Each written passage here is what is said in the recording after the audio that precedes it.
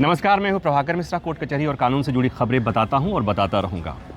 हाल के दिनों में ऐसी आपको बहुत शिकायतें मिली होंगी और ऐसी बहुत खबरें आपने सुनी होंगी कि झूठी शिकायतों के आधार पर लोग जेल चले जाते हैं। बाद में पता चला कि वो निर्दोष थे। झूठी शिकायत, झूठा हलफनामा, और इस पर रोकने के लिए, इस पर रोक लगाने के लिए सुप्रीम कोर्ट में एक जनहित याचिका दायर हुई है और उस जनहित याचिका पर सुप्रीम कोर्ट ने केंद्र सरकार और राज्य सरकारों को नोटिस जारी किया है। हमारे साथ हैं याचिकाकर्ता अश्विनी उपाध्याय। परिचय के मोहताज नहीं हैं, आप जानते हैं। तो जितने लोग पीड़ित हैं वो तो जानते हैं, लेकिन जितने लोगों ने ऐसी खबरें पढ़ी हैं उनको भी पता है कि झूठी शिकायत का मतलब क्या होता है। झूठी शिकायतें होती हैं, कानूनों का दुरुपयोग होता है और बहुत लोग की ज़िंदगी सफाई देने में निकल जाती है। जब फैसला आता है तब तक उनकी ज़िंदगी खत्म हो चुकी होती है, परिवार खत्म हो चुका है। अपनी याचिका में आपने क्या क्या कहा है?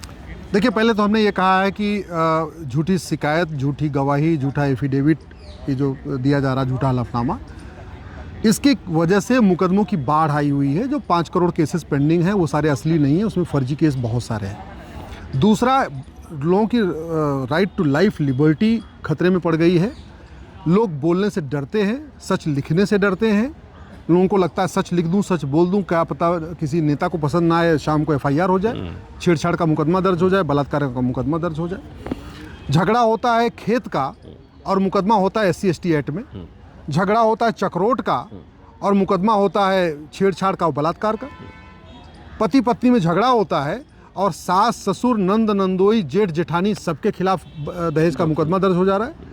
विष्णु तिवारी को अपनी बेगुनाही साबित करने में 20 साल लग गए, पूरा परिवार उसका बर्बाद हो गया।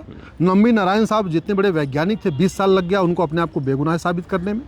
अतुल सुभाष तो बर्दाश्त नहीं कर पाया, अतुल सुभाष ने आत्महत्या कर लिया झूठी शिकायत के कारण। वो टॉर्चर हो रहे थे लगातार दहेज के केस के कारण। तो ऐसे भारत में बहुत बड़ी संख्या में झूठी शिकायतें चल रही हैं। तो मैंने पहली जो अपनी PIL में मांग किया है कि प्रत्येक पुलिस स्टेशन पे, तहसील में, डिस्ट्रिक्ट कोर्ट में, हाई कोर्ट में, कॉलेज में, यूनिवर्सिटी में एक डिस्प्ले बोर्ड लगाया जाए।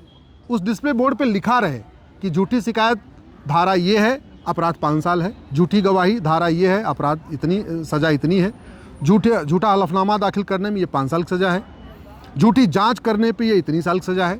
एक प्रॉपर, एक जो BNS के चैप्टर 14 में जो झूठी शिकायत से संबंधित ये चैप्टर है, इसमें प्रावधान है, पहले नहीं था, अभी आ चुका है। लेकिन उन प्रावधानों का इम्प्लीमेंटेशन नहीं हो रहा है। तो पहले तो जागरूकता ज़रूरी है, सबको पता होना चाहिए। जैसे UGC के मामले में इतना बवाल क्या हुआ, यही तो हुआ कि लोग फर्जी शिकायत कराएंगे। तो अगर प्रत्येक कॉलेज में, प्रत्येक यूनिवर्सिटी के एडमिन ब्लॉक में जहां शिकायत होती है वहीं पहले बाहरी एक बोर्ड लगा रहे कि झूठी शिकायत करने पे 5 साल सज़ा होगी, झूठी गवाही देने पे 5 साल सज़ा होगी, तो लोग शिकायत करेंगे नहीं। दूसरा, हमने कहा है कि प्रत्येक शिकायतकर्ता से अंडरटेकिंग लिया जाए। जैसे कोई आदमी थाने आया, सेवा में थानाध्यक्ष महोदय सो पूरी अपनी शिकायत लिख दिया। उसके बाद उसे 3 लाइन और लिखवाया जाए कि मुझे पता है कि झूठी शिकायत करना धारा इतने के अंतर्गत अपराध है और अगर ये मेरी शिकायत झूठी हुई तो मुझे 5 साल जेल में भी जाना पड़ सकता है। इतनी अंडरटेकिंग ले लें, अगर उसकी शिकायत में दम नहीं होगा वो थाने से वापस भाग जाएगा। ऐसे ही लोग कचहरी आ रहे हैं, तहसील आ रहे हैं या डिस्ट्रिक्ट कोर्ट में आ रहे हैं गवाही देने के लिए। जब वो गवाही दें, अंतिम में उनसे एक अंडरटेकिंग ले लिया जाए कि मुझे पता है झूठी गवाही देने पे 5 साल सज़ा होगी, वो भाग जाएंगे। दुनिया के कई देशों में झूठी गवाही, झूठी शिकायत, झूठा एविडेंस, झूठा हलफनामा गंभीर अपराध है। कनाडा में है, ऑस्ट्रेलिया में है, अमेरिका में है, सिंगापुर में है। इसलिए वहाँ पे झूठी मुकदमों की बाढ़ नहीं है।